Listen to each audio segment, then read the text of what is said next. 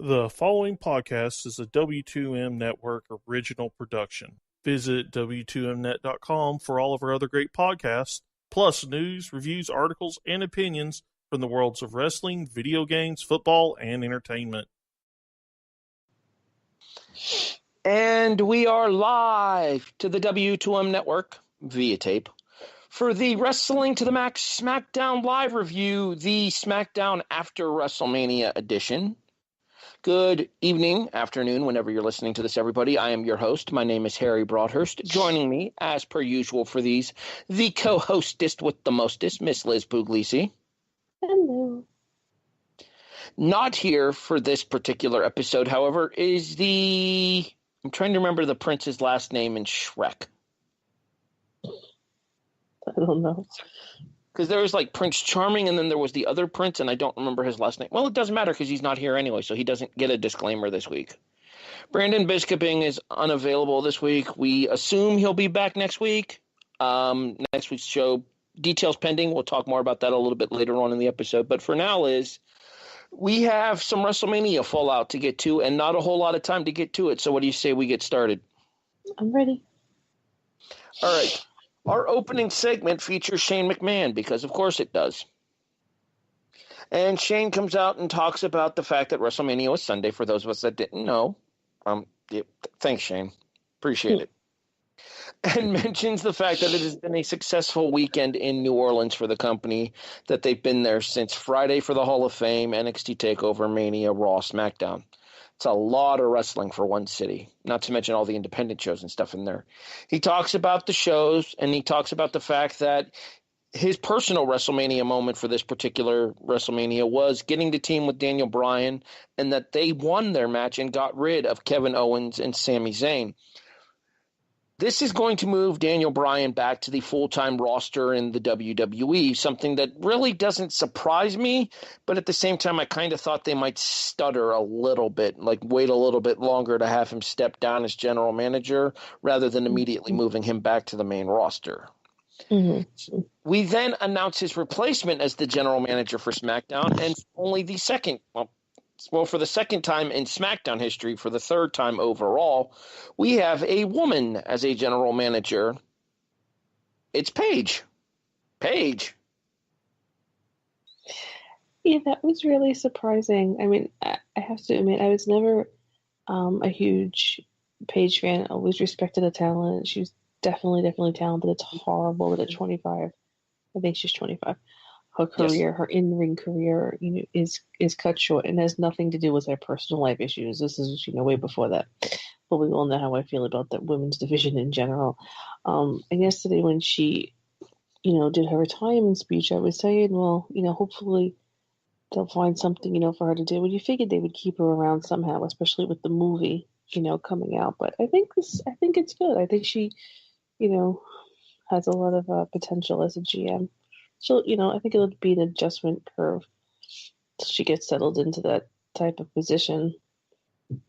Should be fun. See, I'm going to have to kind of disagree with you here, because while I enjoyed Paige in the ring, and I always have, even going back to her pre-WWE days in the Night Dynasty and Shimmer, she is not a very good promo.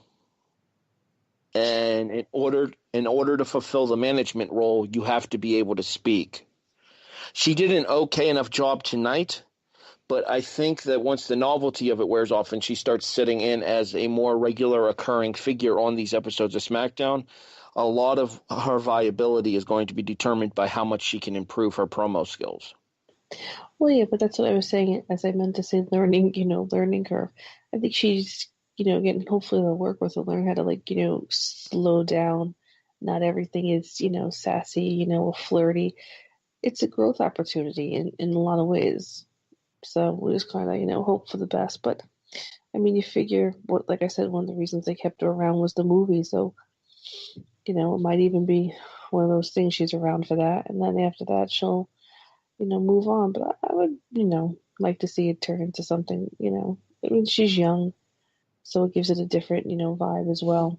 So is anybody going to take us seriously? There's potential. I had a comment here about what followed that I'm not going to make. I will tell you guys it off air because I don't want to be that guy. We do, however, announce the main event for tonight's episode of SmackDown, as Daniel Bryan will have his first television match in 3 years when he takes on a very loud Rusev Day chant, followed by a AJ Styles chant, and the nomination goes to AJ. You know what? Brandon's not here. I'm not feeling the greatest. It's already midnight. We're not going to do our usual gimmickry.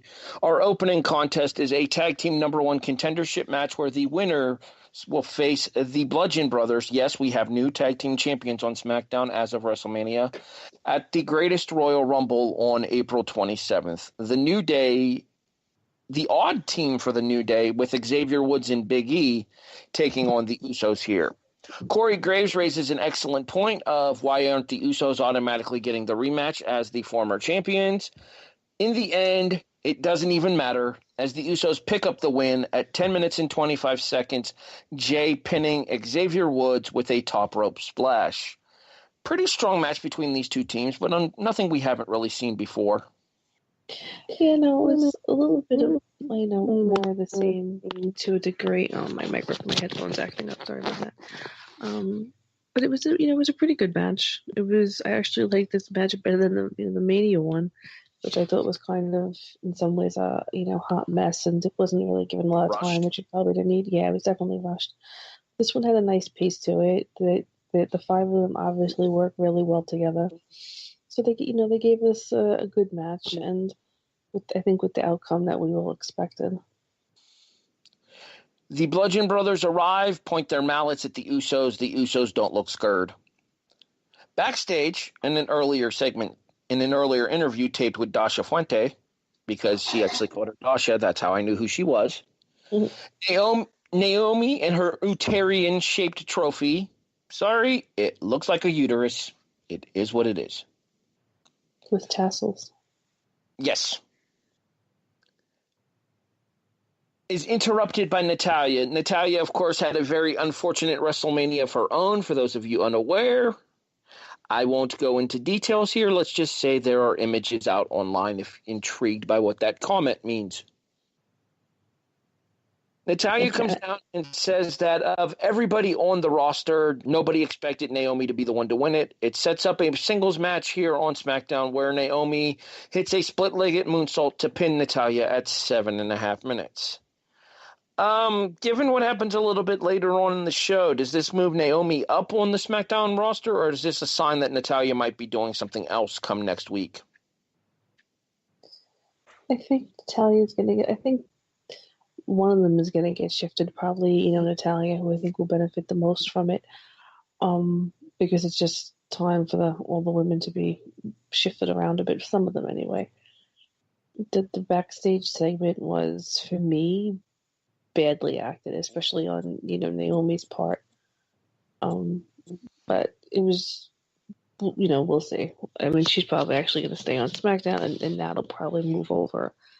But it wasn't anything special. It was not anything, to write home about. Yeah, I thought this was a match that was just kind of there. Not to mention we got a commercial break. I think every single match tonight had a commercial break, which I thought was odd. It seemed that I feel like it murders the only one that didn't was the one that only lasted 16 seconds.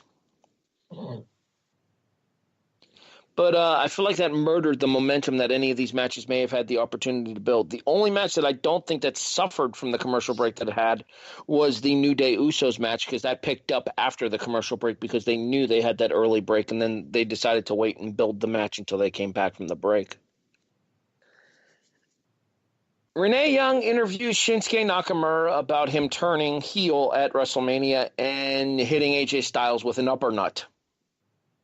I can say that, right? Yeah.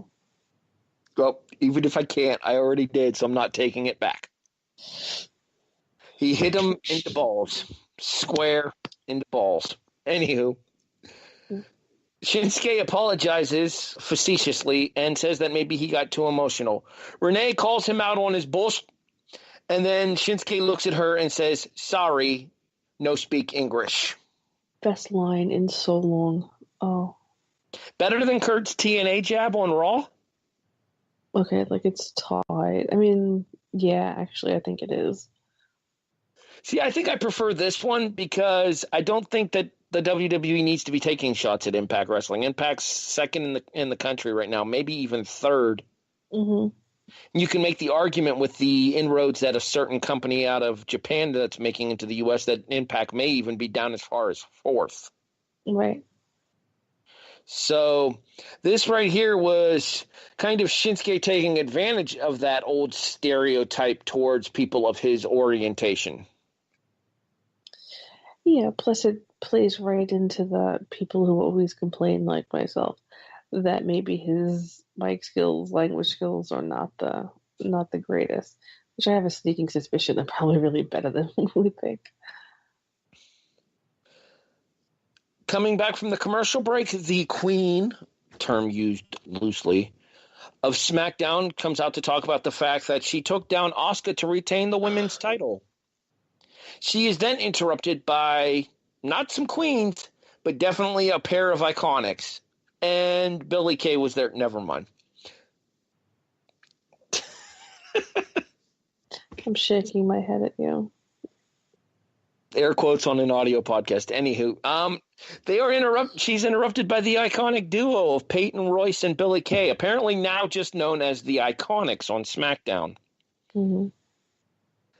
They are less than impressed with Charlotte and decide to send a message to Charlotte by beating her down. Charlotte tries to fight back, but eventually this fight spills out to the floor, and Charlotte is thrown into the ring post, the ring steps, and then power bombed on the floor.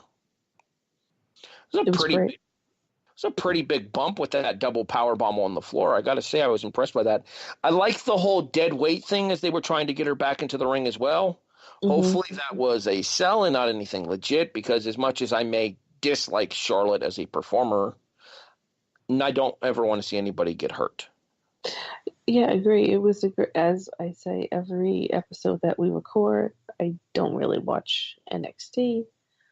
I know who is who mainly by name. I might not always be able to place them, which I kind of, with the call-ups this week, it's kind of been like, pretty cool because everybody's going crazy, but I kind of see them through like, in the moment.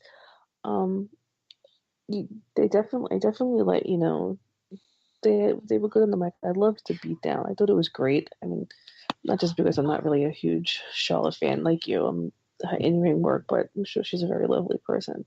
I just thought it was really well done. I like Charlotte in general as a wrestler. Her selling leaves a lot to be desired. Her promos leave a lot to be desired. Yeah.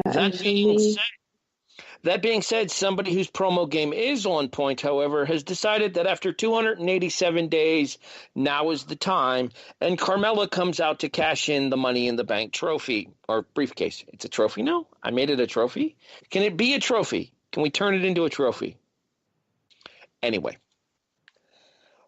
16 seconds later, and we'll be generous and call it a super kick. It was a little off its mark. It looked like it may have whiffed just a touch. Mm-hmm. Carmella pinned Charlotte to win the SmackDown Women's title. I enjoyed it. I mean, we've all been waiting for it and wondering if she would be successful. I'm actually really happy that they made it successful, even if it's a short-lived reign. I think with her having held on to it for so long, if they had her fail, then it would be a huge disservice to her. But I like the way it was done. She's had all those, attempts. This time Charlotte was like really down. I don't know what that nonsense with the ref was, though, where people kept questioning her or whatever, which had me think like, oh my God, Charlotte's gonna, have enough time to recover. But yeah, we'll see how long she keeps it. Coming back from the commercial after Carmella wins the title, we see a triple threat match where the winner faces Jinder Mahal at Backlash, because apparently this triple threat match isn't important enough to get the shot at the Greatest Royal Rumble. What the hell? Like, why are some of the matches for the Greatest Royal Rumble? Why are some of the matches for Backlash? And why are some of the matches just because? Make up your damn minds. Yeah, it doesn't make any sense. Regardless, it is for the number one contendership to the U.S. title going towards Backlash. And apparently they didn't learn their lesson from last year, because it's going to be Jinder Mahal and Randy Orton. Frickin' who? Yeah. The least interesting possibility of the three, in my opinion, to win this match is the one they go with. It doesn't make any sense. Because they did the same thing with the Usos, the defending champ, the ones that lost get the title shot. The same thing with Orton. He lost, now he gets the title shot. Just give him the title shot. Backstage, Carmella is interviewed, and she talks about how the Queen had overstayed her welcome and the Princess knocked her off her throne. Nice line there. Mm-hmm. Then she gets all fake emotional and thanks herself. I would have popped so hard for a James Ellsworth reference right there. I know, that would have been funny. She needed to give James a shout-out. It would have been hilarious. Mm-hmm. Regardless, she's asked about the Iconic Duo's involvement, and she says who, which I think eventually leads somewhere between the three of them. Possibly, I mean, I don't know, though, because it's definitely going to look like they're going to slate Peyton and Billy on the heel side of the lineup. And honestly, they don't have a whole lot of heels on the SmackDown women's side. So the better they can do with that, probably the more likely they are to have somebody that's a credible threat in the heel division here. Because as good as the Riot Squad may be as individual workers, Mm-hmm. I think Liv has potential. I think Ruby's going to be a future star, and Sarah's a work in progress. Peyton and Billy definitely have the personality to pull off their characters a lot better than any of the three members of the Riot Squad do. Yeah, definitely. I think there's the potential that they actually knock the Riot Squad down, a peg. AJ Styles is interviewed backstage. He states that as of right now, Shinsuke Nakamura is not his concern because he has to take on Daniel Bryan in the WWE ring, which nobody thought would happen, myself included. He says that Daniel Bryan is great, but he's not phenomenal. See, I'm actually okay with AJ retaining the title at WrestleMania, and we kind of talked about this when we did our predictions last week, and I actually picked AJ Styles to retain, and I believe I was the only one to do so. Mm-hmm. And the reason I said that AJ Styles retains is because they feel like AJ is somebody who can carry SmackDown, and I don't know if they had that same faith in Shinsuke Nakamura. Apparently... No, real quick here. Apparently, it was more of a case of they don't have the faith in babyface Shinsuke Nakamura to carry SmackDown. I could see that. I think he's definitely showing more personality already as a heel. Not to mention, he was acting kind of dickish in the build-up towards the match with AJ in the first place, too. Yeah, which was very entertaining. Knee to face. Mm. Our main event, scheduled for one fall. One fall. Duly noted. Is aforementioned non-title as AJ Styles takes on Daniel Bryan. Good, not great, but understandable given the circumstances. You're not going to blow everybody away here with this match after everybody's already worn out from 5 days of wrestling having already commenced. That being said, a sign of things possibly to come down the road between these two. And the main talking point for this contest is the disqualification finish, as without his fancy violin music, Shinsuke comes through the crowd and nails Daniel Bryan with a Kinshasa! To cause the disqualification. I expected somebody to interfere, either him or Sammy or Kevin, because you definitely couldn't see AJ losing to Bryan right off the bat, or vice versa, really. So I kind of suspected, makes me sound so smart, some type of crazy finish or whatever.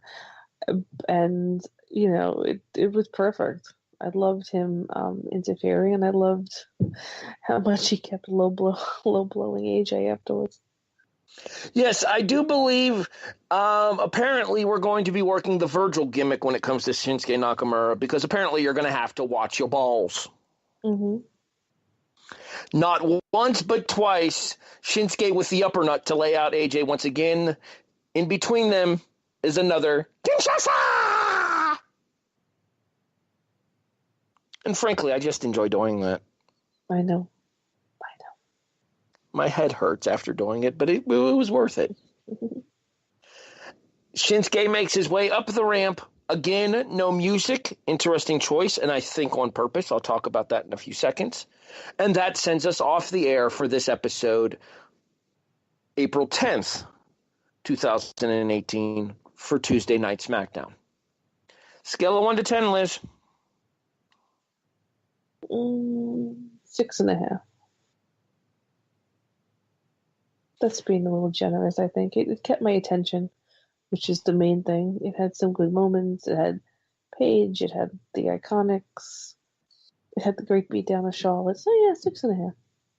See, I think that's a little low given what we got here. We got two really good matches in Styles and Bryan, and then the tag team match. We got a memorable moment in Carmella's cash-in. We got a memorable debut in the Iconic duo. We got Paige being moved over to SmackDown as the general manager, which is intriguing for storyline possibilities, if not necessarily work. And the continuation of Shinsuke Nakamura, Dick Heel. I'm going somewhere around an 8, actually. Those are all, valid points, but as good as it was, I don't know, in this episode, I guess maybe because it's the SmackDown after Mania, I think it could have even, been better. They had a lot more potential, even with holding back on the match with AJ and Daniel, which is completely understandable. I think a lot could have been better. Do you think it has something to do with the fact that we had so many returns and debuts on Monday Night Raw that only getting the Iconic duo coming here to SmackDown was a little bit of a letdown from that perspective? It is too. Maybe partially because we did get so much on Raw, but it's that that so many things, like I was saying about the number one contender matches, it was the same thing. They're going to fight to see who it was, and they're going to fight to see who it was. They tend to fall into a formula that detracts from me, that takes away some of what is good, for me. One word review, Liz. So even though I only gave it a 6.5 and you think it deserves more, I'm going to say it was solid because it was a solid episode. It kept you interested, had some nice surprises. It was good. It was a good episode. I'm going to kind of cheat here and use 2 words, but hyphenate them. Mm-hmm. Follow through. Yeah, that's a good one. Because I think that they set the groundwork for some interesting stuff going forward. It'll depend on where they go with it from here. I have zero freaking interest in Jinder Mahal and Randy Orton again. I don't know why that decision was made, and I'm not going to guess to know why. However, hopefully it's not going to matter. The sooner that belt is off of Jinder Mahal, probably the better. That being said, I am looking forward to a straight-up 2-on-2 tag match between the Usos and the Bludgeon Brothers. I am looking forward to AJ Styles taking on this version as Shinsuke Nakamura. And I would imagine, given the fact that Nakamura attacked Bryan first, it's eventually going to lead to the Bryan-Nakamura match as well. And that should be fantastic. Mm-hmm. Yeah, that should be amazing. The key component here for me for tonight is follow-through. Okay. I think that's going to about wrap us up here for SmackDown. Yeah. Good news, Liz. One more show to get through, and then we can finally put WrestleMania weekend behind us. Praise Jesus. I love wrestling, but it's weekends like this that really test my mettle as a fan of how much can I really sit through. The Hall of Fame was 5.5 hours. That was ridiculous. Absolutely ridiculous. NXT TakeOver, when you include the pre-show and the overrun, was almost 4 hours. That's a lot. WrestleMania was 7 hours. And it went downhill, so that really made it feel longer. Monday Night Raw was 3 hours and 5 minutes, and then had the WWE 24 special on Raw 25 immediately thereafter. Tonight we had SmackDown and 205 as well. That is damn near a day's worth of wrestling over the last 5 days. It's a lot. I am blown the fuck up. Yeah, I didn't watch it all, so. But yeah, it's a lot. I still got NXT to go tomorrow night. I'm going to watch. I'm not going to cover it anywhere, but I'm still going to watch. Mm-hmm. You know what I'm not going to cover as well? SmackDown next week. Oh, right. Sorry, guys. Know me next week. Girlfriend's birthday. She'll be in town, and frankly, she takes precedence over these reviews. It is what it is. We'll miss you. I don't know how we'll go on without you. Sorry, no speak English. That's racist. It is? No, but that's what Brandon would say, so. Is it really? So, for the co-hostess with the mostest, Miss Liz Puglisi, I'm Harry Broadhurst, thanking you for listening to the Wrestling to the Max SmackDown Live review for Tuesday, April 10th, 2018. We'll be back in a few moments with the 205 Live review. She's Liz. I'm Harry. Thanks for listening. We'll be back in a few. You're listening to the W2M Network, available online at W2Mnet.com.